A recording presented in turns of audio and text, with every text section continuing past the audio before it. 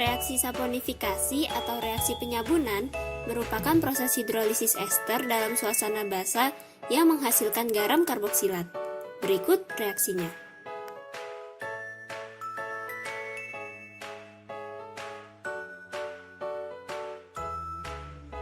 Salah satu metode yang digunakan untuk mengukur kecepatan reaksi saponifikasi adalah metode konduktans.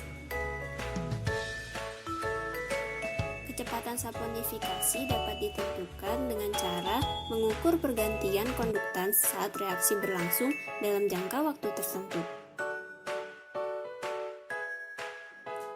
Untuk menentukan kinetika reaksi orde 1 digunakan persamaan sebagai berikut.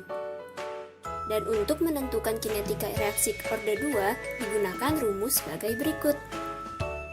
K1 dan K2 akan didapatkan dari slope persamaan linear grafik orde 1 dan orde 2. Praktikum ini bertujuan mempelajari kinetika saponifikasi ester, menentukan orde reaksi saponifikasi ester, dan menentukan konduktivitas spesi ionik yang terlibat pada reaksi saponifikasi ester.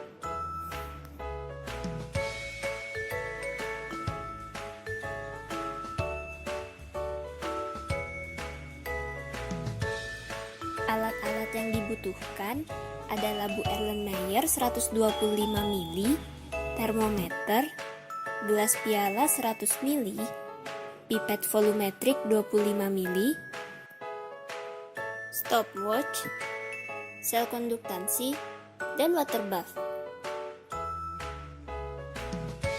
Bahan-bahan yang digunakan ada metil asetat 0,02 molar, NaOH 0,02 molar, dan KCl 0,1 molar.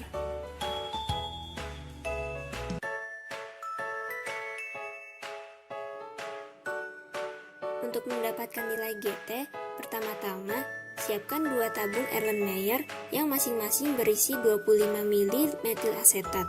Kemudian siapkan juga 2 tabung Erlenmeyer yang masing-masing berisi 25 mili NaOH. Keempatnya dimasukkan ke dalam water bath sekitar 60 derajat Celcius. Kemudian tunggu 15 menit. Setelah 15 menit, keluarkan dan campurkan metil asetat dengan NaOH sehingga ada 2 campuran. Campuran 1 didiamkan hingga suhu ruang dan diukur konduktansnya selama interval 1 hingga 45 menit. Campuran 2 dimasukkan ke dalam water bath hingga suhu 50 derajat dan diukur konduktansnya selama interval 1 sampai 45 menit. Campuran 1 dan 2 dimasukkan dalam water bath hingga suhunya 60 derajat Celcius. Setelah mencapai 60 derajat Celcius, campuran 1 dan 2 kemudian dikeluarkan. Campuran 1 didiamkan hingga suhu ruang dan diukur konduktansnya. Campuran 2 tunggu hingga suhunya 50 derajat Celcius dan ukur konduktansnya. Nilai konduktans ini akan menjadi nilai GC.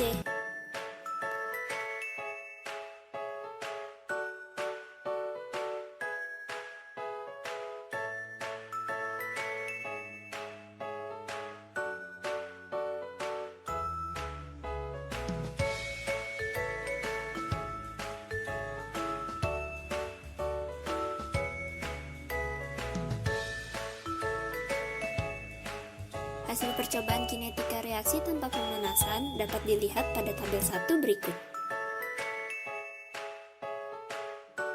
Hasil dari pengukuran konduktans campuran metil asetat NaOH selama interval 1-45 menit adalah nilai GT. Nilai GC yang didapatkan adalah 1392 pada suhu 29 derajat Celcius. Nilai GO didapatkan dari perhitungan berikut.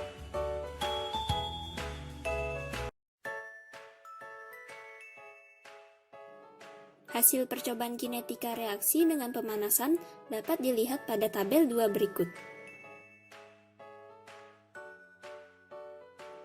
Hasil dari pengukuran konduktans campuran metil asetat NaOH selama interval 1-45 menit merupakan nilai GT. Nilai GC yang didapatkan adalah 1510 pada suhu 45 derajat Celcius. Nilai GO didapatkan dari perhitungan berikut. Reaksi saponifikasi itu apa sih? Reaksi saponifikasi merupakan reaksi hidrolisis lemak menjadi asam lemak dan gliserol dalam KOH atau basa kuat hingga terhidrolisis sempurna dan dapat menghasilkan sabun. Prinsip proses saponifikasi adalah lemak akan terhidrolisis oleh basa dan menghasilkan gliserol serta sabun mentah. Bagaimana sih mekanisme reaksi saponifikasi? Mekanisme reaksi saponifikasi diawali oleh ionisasi basa, pembentukan nukleofil di mana NaOH terpecah menjadi Na+ dan OH-. Kemudian terjadi resonansi elektrofil sekaligus penyerangan oleh nukleofil di mana ion OH- masuk dan berikatan dengan C yang berikatan rangkap dengan O. Hal ini menyebabkan rangkap CO berubah menjadi ikatan tunggal dan ion O- berikatan dengan H dari ikatan OH pada ester.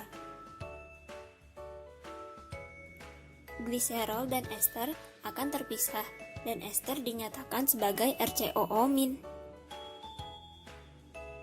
Garam Na kemudian berikatan dengan RCOO- membentuk sabun RCOONa. Kinetika reaksi itu apa sih? Kinetika reaksi merupakan ilmu yang mempelajari tentang seberapa cepat suatu reaksi kimia dapat berlangsung. Faktor-faktor yang mempengaruhi laju reaksi adalah temperatur, luas permukaan, katalis, dan konsentrasi preaksi. Apa saja perlakuan dan fungsinya pada percobaan ini? Pemanasan metil asetat dan NaOH pada awal percobaan dilakukan untuk mengkatalisis reaksi. Pencampuran metil asetat dengan NaOH dilakukan untuk membuat reaksi saponifikasi yang juga menghasilkan produk berupa sabun dan gliserol. Pengukuran konduktivitas dilakukan untuk mengetahui laju reaksinya. Perbedaan perlakuan di awal dengan pemanasan dan tanpa pemanasan dilakukan untuk membandingkan hasil laju reaksinya. Berdasarkan gambar 1, konduktans awal perlakuan tanpa pemanasan adalah 5074 dan kemudian turun hingga menit ke-40 dan konstan hingga menit ke-45. Berdasarkan gambar 3, konduktans awal perlakuan dengan pemanasan adalah 6577 dan kemudian terus menurun hingga menit ke-45. Adanya penurunan nilai konduktans terjadi karena ion OH- yang ada di larutan tergantikan oleh ion asetat dan menurunkan nilai konduktansnya. Adanya penurunan nilai konduktans terjadi karena ion OH- yang ada di larutan tergantikan oleh ion asetat dan menurunkan nilai konduktans. Tetapan laju reaksi orde 1 dan orde 2 pada perlakuan tanpa pemanasan adalah 0,0114 dan 7,04. Tetapan laju reaksi orde 1 dan orde 2 pada perlakuan dengan pemanasan adalah 0,0795 dan 943,60. Jika dibandingkan, laju reaksi dengan pemanasan lebih besar dibandingkan tanpa pemanasan. Hal ini terjadi karena tingginya suhu pemanasan akan memberikan energi pada molekul-molekul untuk bergerak dan saling bertumbukan, sehingga produk yang dihasilkan semakin meningkat seiring dengan adanya peningkatan suhu.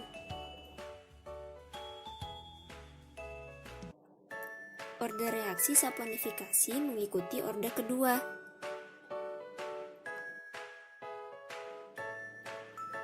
Pada tanpa pemanasan, nilai regresi linear orde 1 adalah 0,9277 yang lebih kecil dari orde 2, yakni 0,9456, sehingga mengikuti reaksi kedua.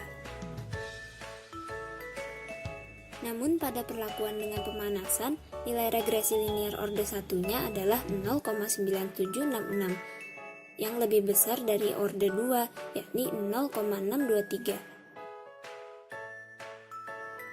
Hal ini dapat terjadi karena adanya kesalahan. Kesalahan apa saja yang dapat terjadi? Konsentrasi ester dan NaOH yang tidak tepat sama, adanya energi yang lepas, adanya kontaminan, adanya fluktuasi suhu pemanasan, kelelahan alat, dan kekurang terampilan dari praktikan.